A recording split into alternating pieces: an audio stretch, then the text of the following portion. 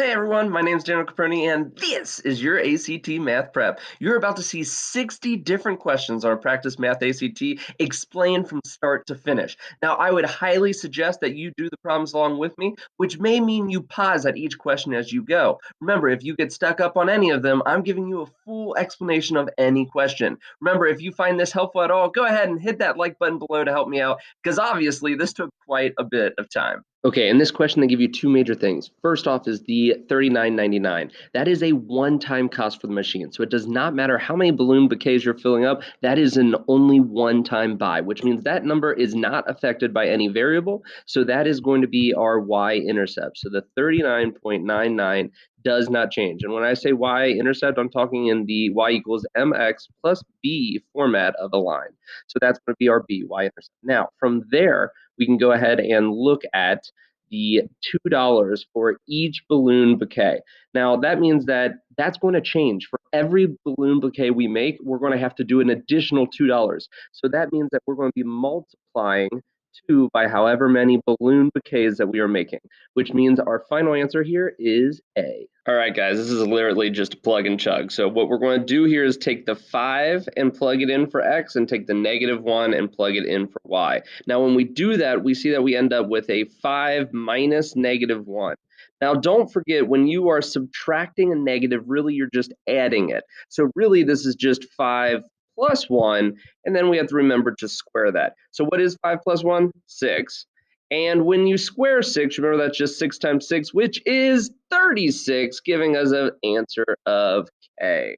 So we're trying to find out how many new words students are learning in the first 20 days of school. But it's kind of split into two parts. First, we have our first day with 5 new words. Then out of the 20 days, we have 19 of them still left over, but there's only going to be 3 words per day there. Now, in order to find out my total number of words, I'm going to need to take that one day of 5 words, and then I'm going to need to take the 19 days at 3 words each, so we can multiply to find that, and that's going to give us 57, and add them together.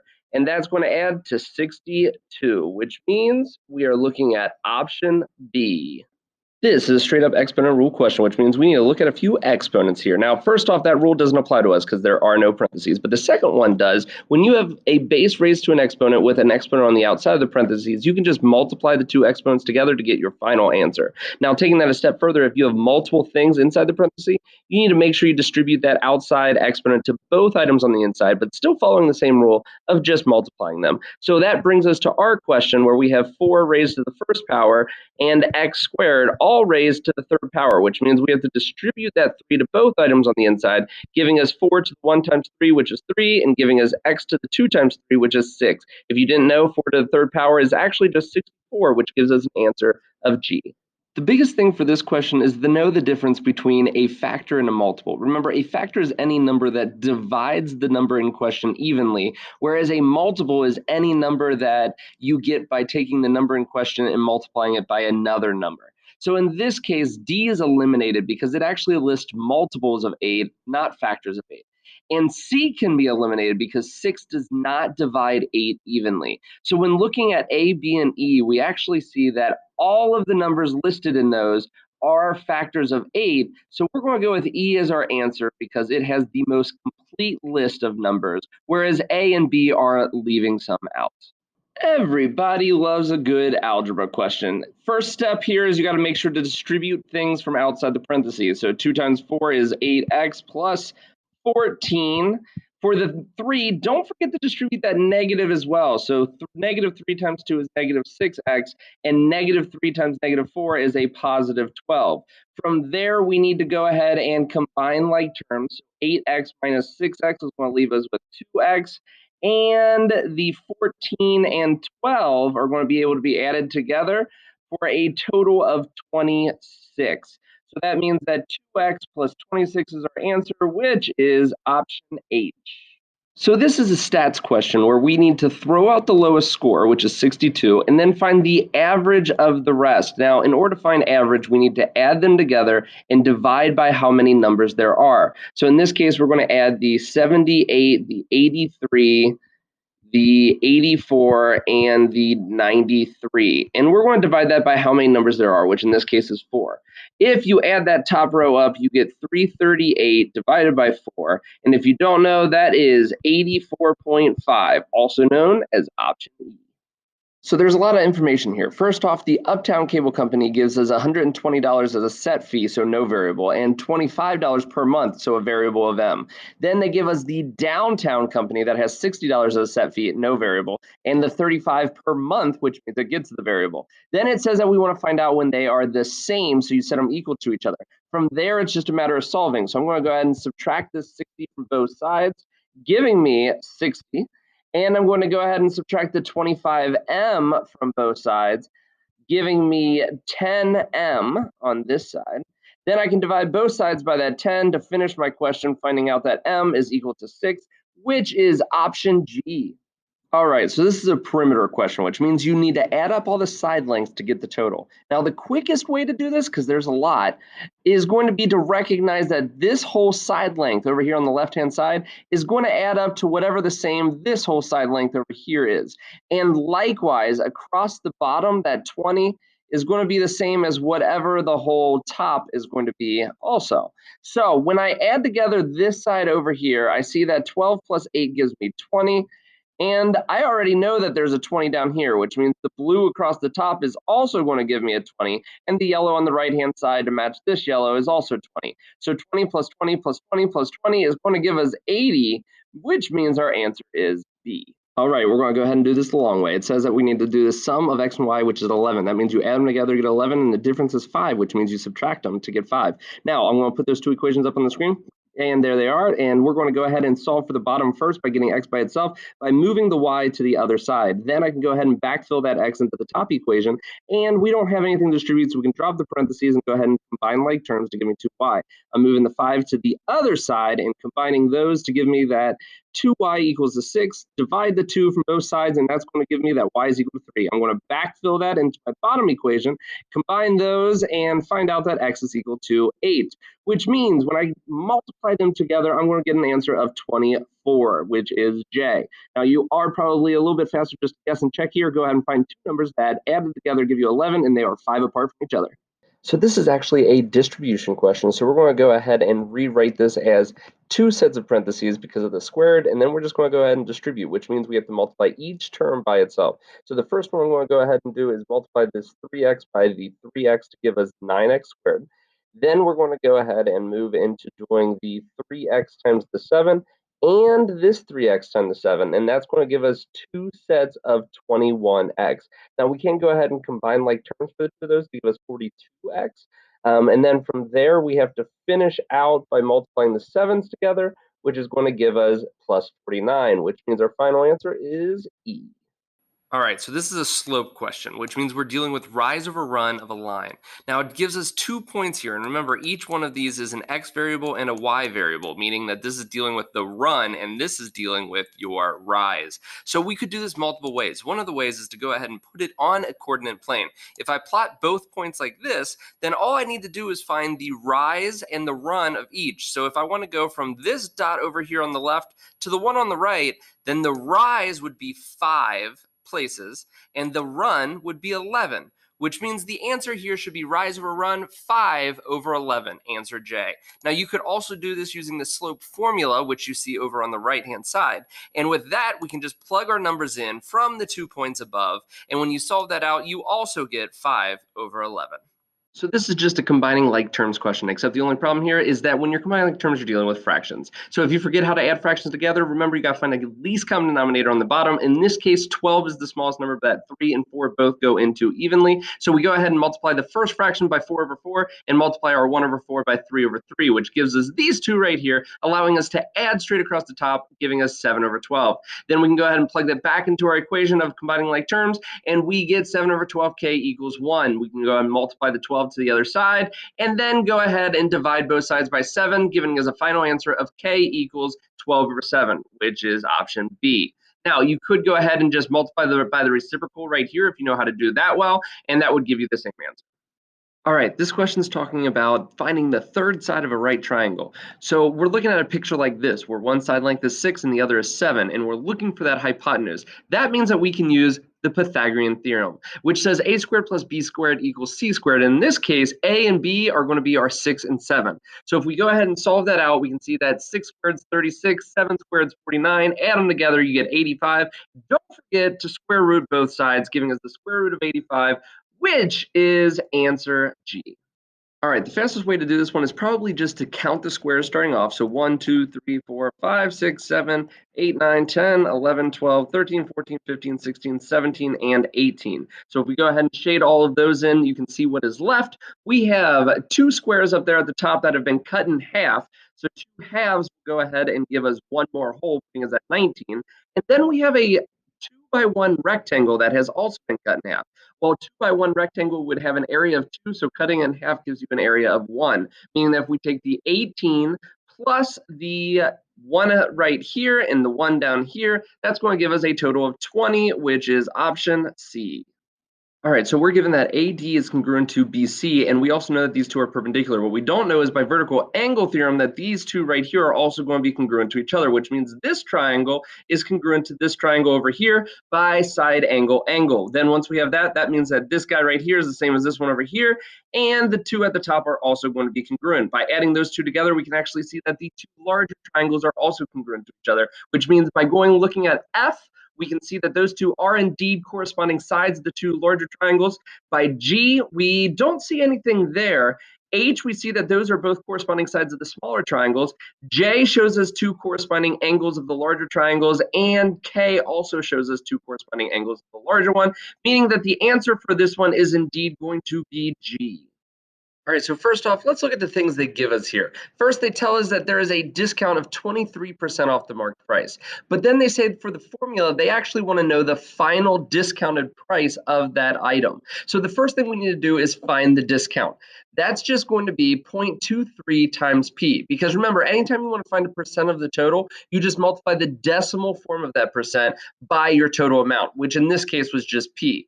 Then we need to come up with the actual formula for the final price, which is your original price minus the discount. So if that's our discount, then our formula would just be P minus that discount. So in other words, we are looking at A as a final answer here, P minus 0.23P. So the first thing we need to do is label our picture here. Now remember, an angle CAD means that we put the number at A because that's the middle letter out of the three. From there, we can go ahead and start using two rules today to answer this question. First off, collinear means they all fall on the same line, and if you ever have a line coming off of a straight line, then it forms two angles that add to 180. So we're going to use that first for the 180 minus 140 down there to give us 40. Then we can use our second rule today, that the three angles inside of a triangle should add up to 180. So 180 minus the 47 we have minus the 40 gives us 93, and then we can use that line rule again to say that 180 minus 93 is 87. And then we can say that the three angles over there should also add up to 180. Doing the same subtraction, we get 17 as a final answer. That means we're looking at answer H.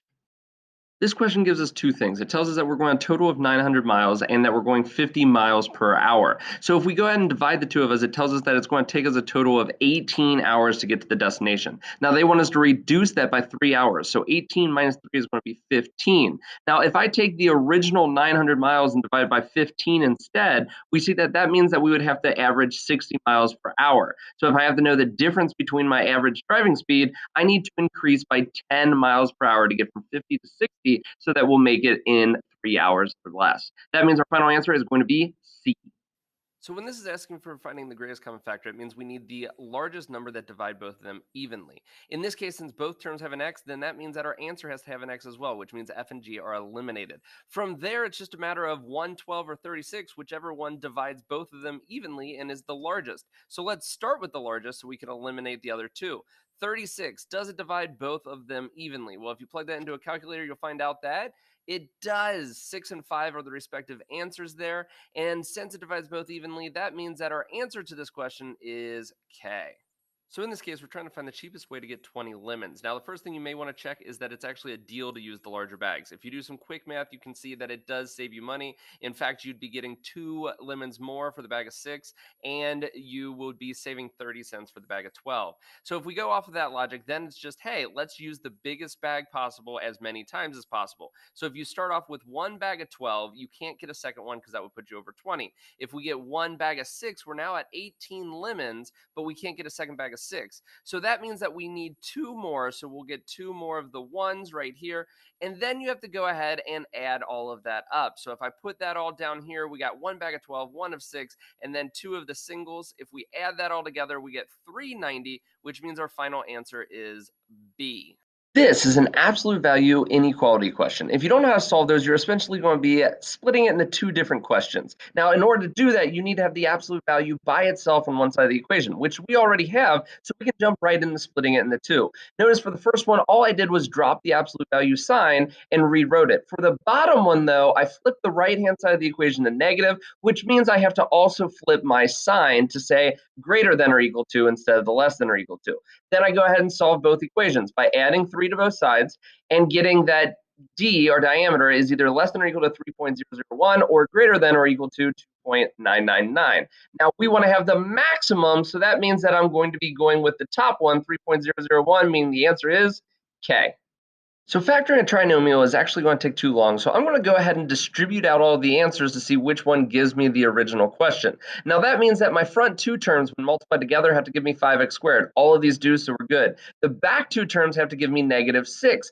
All of them work except for b, so we can cancel that out as a possibility. From there, we need to do a combination of our front term and back term in our middle two. Now we're going to multiply all of those together for each of these, but we need the two answers to add together to negative 13. When I list all of those combinations out, you can see that the first one is the one that will actually add to negative 13, which means my answer is A. So in this question, they give you 6 red marbles out of a total of 18. Now we can go ahead and get that fraction 6 over 18 to be 3 over 5 by adding red marbles over and over. Now remember, every time you add a red marble, you're going to add to both the 6 and the total number of marbles, which is 18. So that means we get this equation right here. And once we have an equation, we can start solving. So we're going to do that by cross multiplying to get us this version of the equation right here. Then we have to distribute that 5 and 3 throughout the parentheses, and that's going to give us this version of the equation right here. Then we need to combine like terms. So I'm going to subtract the 3x to the left-hand side and subtract the 30 to the right-hand side. And that gives me 2x equal to 24. Then I just need to go ahead and divide both sides by 2, and that's going to give me a final answer of 12, which is option F. So this question is actually just a right triangle trig question. And if you know anything about right triangle trig, the basics say that if you have another angle, you base the labeling of your three sides off of that. So that means that across from W is your opposite, touching the W is your adjacent, and the diagonal always across from your right angle is hypotenuse. From there, if we look at our three basic trig functions, sine, cosine, and tangent, you can remember the phrase SOHCAHTOA to help you remember which side lengths go with which.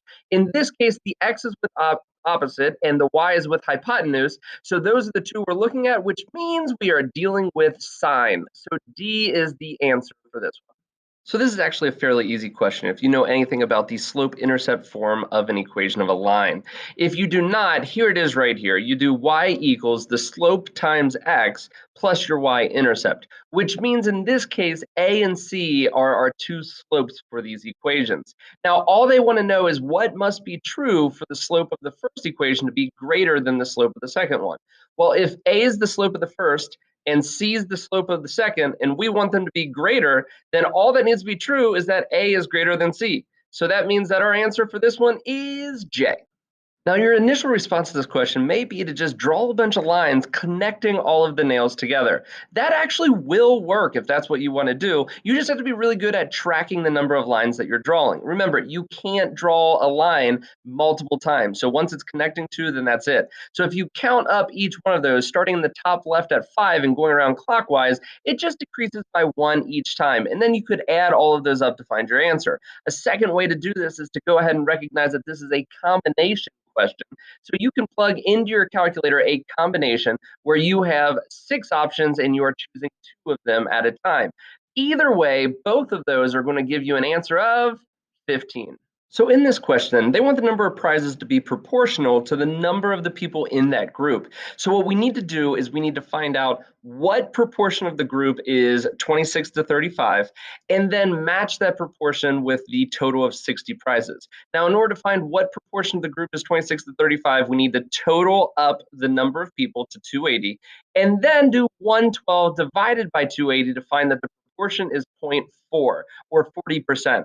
Then to find out what is 40% of 60, we just multiply that 0.40 by the 60 to give us 24, which means the answer to this question is H. Honestly, guys, the hardest part of this question is just reading the whole thing all the way through. So I hope you did that. And if you did, you'd realize it's just a plug and chug into the formula they gave you. So we need to go ahead and identify R and H. In this case, R is going to be 12 because that's half of that full diameter of 24. And then we need to find H, what it gives us in the question of 5. Now, remember, we're not going to full 6 feet, just 5 because that's what they mentioned. So from there, we go ahead and just plug this into our calculator and we find our answer to be 2,261.946711, and that rounds to a beautiful answer of C. So there's actually two parts to that zipper. There's the 12 in the middle, which is just the radius, half of the 24 from above. And then there's the outside part that's part of the circumference of the circle. Now, remember, we can find circumference of the circle by just doing 2 pi r. And as you can see there, we end up getting 75.40. But the problem comes in is that's not the entire circumference we're looking at. We're only looking at 45 over 3/60th of it because of the angle we see in the middle there. So if we do that division, we get 0.125. Now, we can just multiply that by the 75.40 to tell us that that outside chunk right there is actually a length of 9.42. Don't forget to add that back to the 12 to get a final answer of 21.42, meaning the closest to that is going to be our answer G of 22. So in this question, they're filling up a pool with water using 2 hoses. One of these hoses is twice as big as the other one is. Now that doesn't matter too much, but we'll get to it in a second. So we are measuring height over time. Well, as 2 hoses are pouring water in, that height is going to be going up from left to right on this graph as we go over time. So that means that the water is going to be pouring in, it's going up, up, up, up, up, and at some point the large hose fails. So now we're not going to start pouring water out. No, no, no. We still have the smaller hose that's working. So we're going up, up, up, up. But because the one fails, we're still going up, just not as fast. And the only graph that goes up all the way from left to right, starts off fast and gets slower, is E, which is our answer to this question.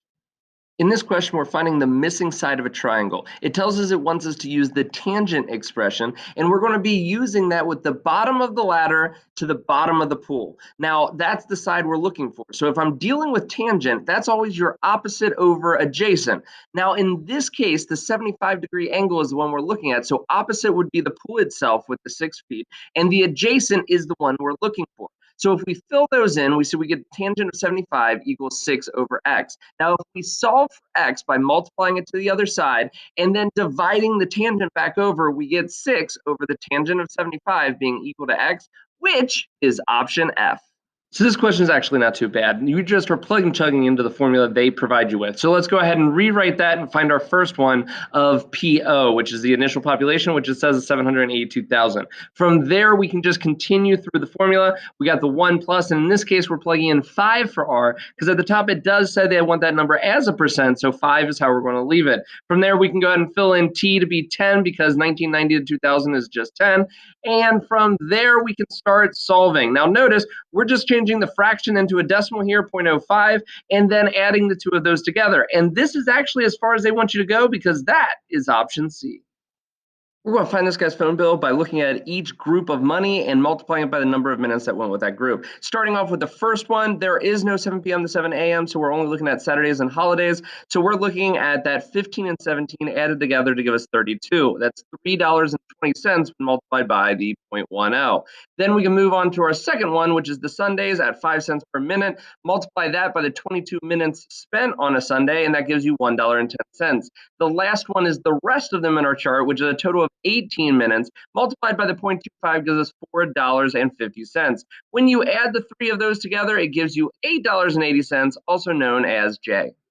So in order to find this length, we're actually just going to go ahead and drop and create two triangles here, which is going to give us 3 feet for each, because with 16 across the bottom and 10 across the top, we have 6 left over. Split to each side is going to leave me with 3 each. From there, we're actually going to use Pythagorean's theorem, because what we had there was a side length and a hypotenuse, which would be an A and C in our formula. So we need to find that B. So we're going to do that by solving out here, as you see. And from there, we're going to take it one step further to do b squared equal to 16, which means when you take the square root of both sides, you're going to end up with b equal to 4, which is option B.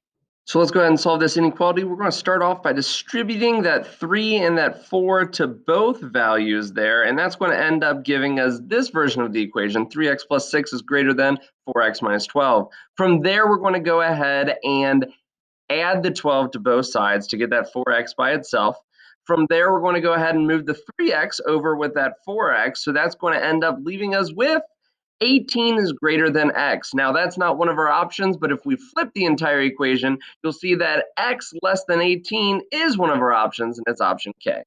All right, let's try to do this one like we don't know the midpoint formula. So first thing we would do is draw a picture. So it says that we need to find the extra point xy if the end point is 1, -5, and the midpoint is 4, -3. So in order to find that, I'm just going to look at the movements we've made here.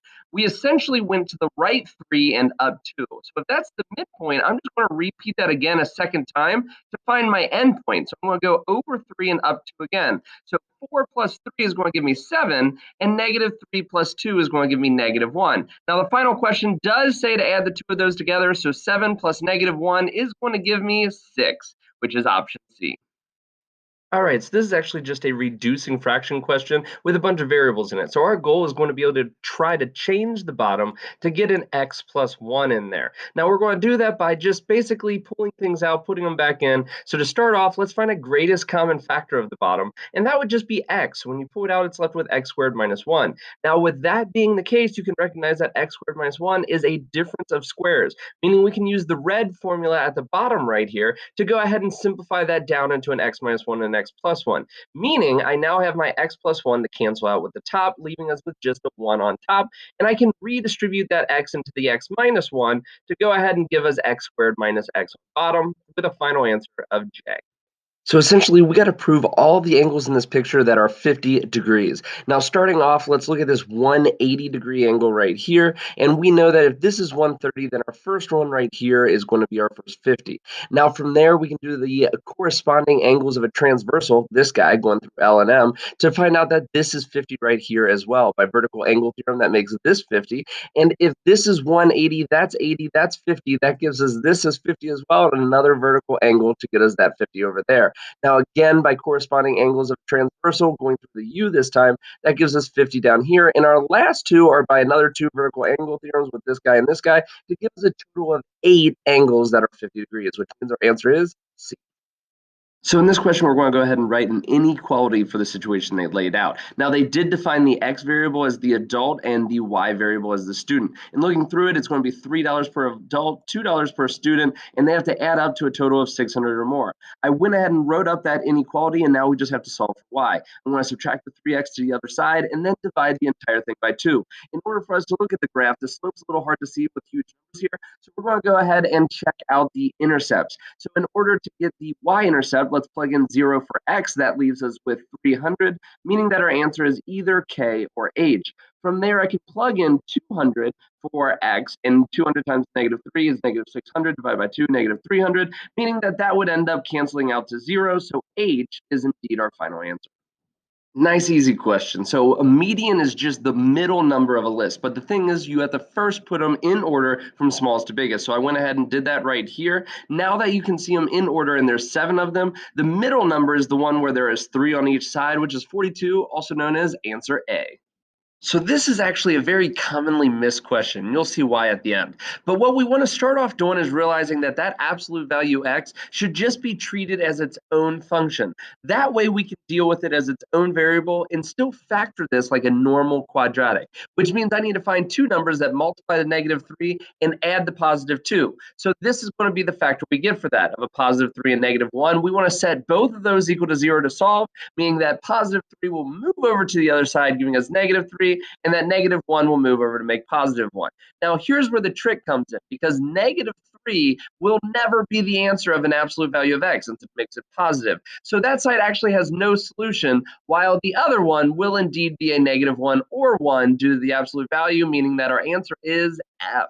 So this is actually a really easy question. If you start at 2 comma 5, all you need to do is identify what the slope is telling you to go from there. So if I'm looking at the slope here of negative 2 over 3, remember that means rise over run, then that means I'm essentially going down 2 and then to the right 3. So I'm going to start off going down 2 for my 2 comma 5. And then I'm going to move to the right 3 spaces. And that lands us on point D, which is option D. So the first thing you need to realize here is that these are congruent triangles. So you need to identify which sides go with which, and the perimeter will have the same scaling as each side to side of the congruent triangles. So that means, for example, the hypotenuse for the large triangle is going to match with the hypotenuse for the small one. But if I go ahead and lay out all of those, you can see the matching colors here as to which one goes with which, with the bottom line actually matching the two because it's parts of both triangles. And if I go through my list of F through K, the only one that has matching colors would be F, which is AB and AD. And you can see those are both green. So in order to find out what the angle X is, we need to first find a few other things. For example, starting off, this hexagon is a right hexagon, which means each of the angles are the same. And the formula for finding out what that angle is just taking the number of sides n, subtracting 2, multiplying by 180. That will give you what they all add up to. And then when you divide by n, it will give you each individual angle. If we go ahead and work that out, we'll find out that each of those angles are 108. Then we notice that each one of these lines right here will add up to 180. So 180 minus the 108, and that will give me 72. Now I know that the interior of a triangle adds up to 180 with all the angles, so our last step here is to do 180 minus the 272 is giving us 36, which is answer C. Surface area means you just take each of the areas from each side of some type of figure and you add them all together. So in this case, we're looking at a cube with a side length of 3. Now on a cube, there are 6 sides and all of them are the same. So I just got to find the area of one side and then multiply by 6. Well, area of a square is just going to be 3 times 3, which gives us 9. So then 9 times that 6 is going to give us a final answer of 54, which is answer K. So in this case, we're dealing with a number that we're going to refer to as x. Now, the first thing we have to do is increase that x by 25%. Well, in order to find 25% of the x, you just multiply x by 0.25 and then add that to the original x to find out the increased value. So we're now at 1.25x, or 125%. From there, we have to decrease that by 20% of the 1.25x, not of the original x. So we take the 1.25x, we do the same thing, multiply 0.20 by that, and this is where people usually get lost because they'll end up subtracting by 0.20x, but instead we have to write it like that, and then when you distribute it out, that's actually 1.25x minus 0.25x, leaving us with just x, meaning that our answer in this case is going to be C, 100% of x, because it's just the original x we started with. So this question says that if you multiply two numbers that are reciprocals together, x and a y, it should give you 1. I usually explain reciprocals to my students as saying that you essentially flip the fraction upside down. If it's a whole number, you just move it to the bottom. If it's 1 over a number, then you move that number to the top. So if I start with an x, then the reciprocal is 1 over x. If we go by that rule and that definition of reciprocals, then looking at this, if x were bigger than 1, then 1 over that number is always going to give us a number between 0 and 1. And because there's no negative, since x is larger than 1, then our ending response, 1 over that, can't be a negative either, which means that our answer is going to be J, between 0 and 1. Representing inequalities on a number line. Not super difficult if you remember that the alligator always eats the larger number. What do I mean by that? Well, in this case, it looks like the mouth of a hypothetical alligator is eating the x, which means that x is larger in this case. But we want to show that x is actually smaller than -1, but larger than the +3. So if x is smaller than the -1, then we're looking at the alligator eating the -1, which means we are either looking at D or at E. Now, if we want it to be larger than 3, then we need it to eat the x when it's next to 3, which means our final answer here for both of those is going to be D. For this question, you really need to know about two things. Number one, you need to know a bit about parent functions. Number two, about translation of those parent functions. In this case, they're describing x squared minus 1, this equation right here. If you know anything about the parent function x squared, the graph of that looks like this about the origin down at the bottom.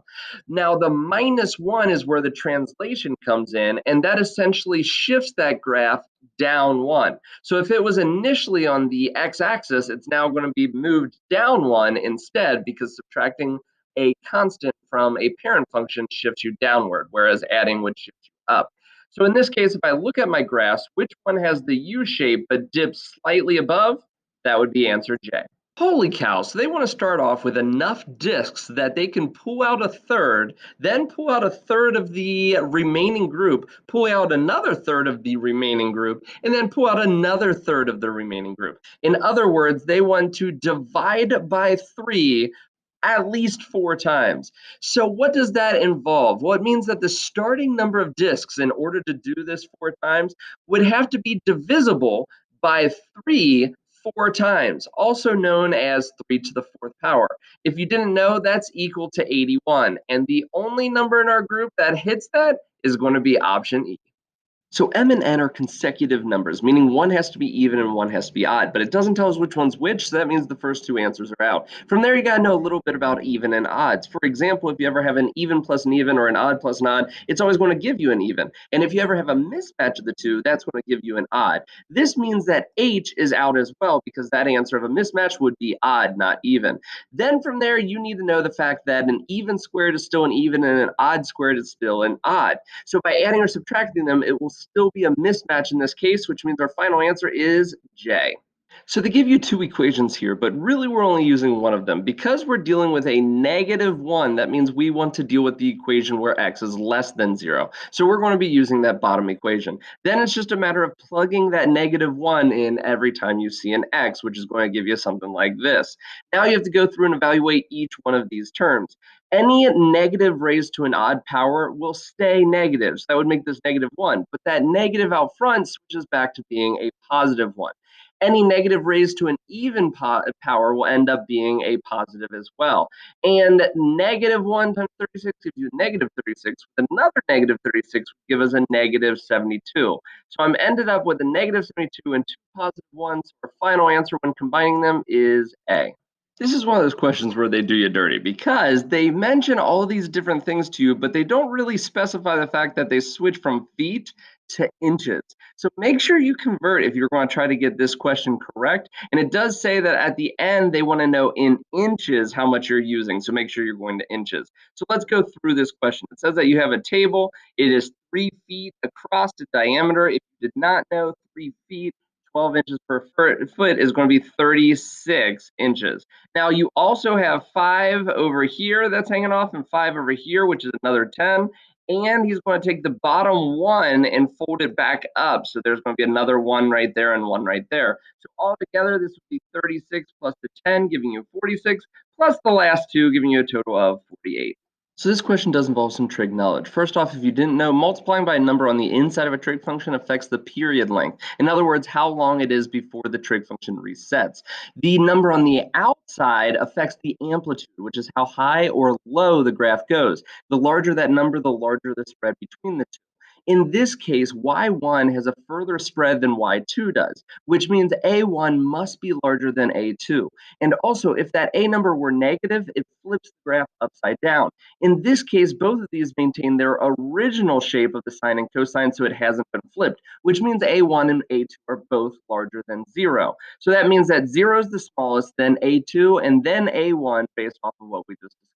Trig identities for the win. If you remember this trig identity here, that sine squared x plus cosine squared x is equal to 1, you can just manipulate that twice to get these two variants and use them on this question. You'll notice right here that the left-hand side of the equation is the same thing under the radical up here. So 1 minus cosine squared x is actually just sine squared x. And because it's always positive due to our range of 0 to pi over 2, then we can just go ahead, sine squared x, square root, cancels out that squared, leaving us with sine x on top. top. Sine x divided by sine x is just going to give us 1. And we can do the exact same thing over here with 1 minus sine squared x becoming cosine squared x. Cancel out the square root and squared, and you end up with cosine x over cosine x, which is also going to be equal to 1. 1 plus 1 is 2, also known as answer H.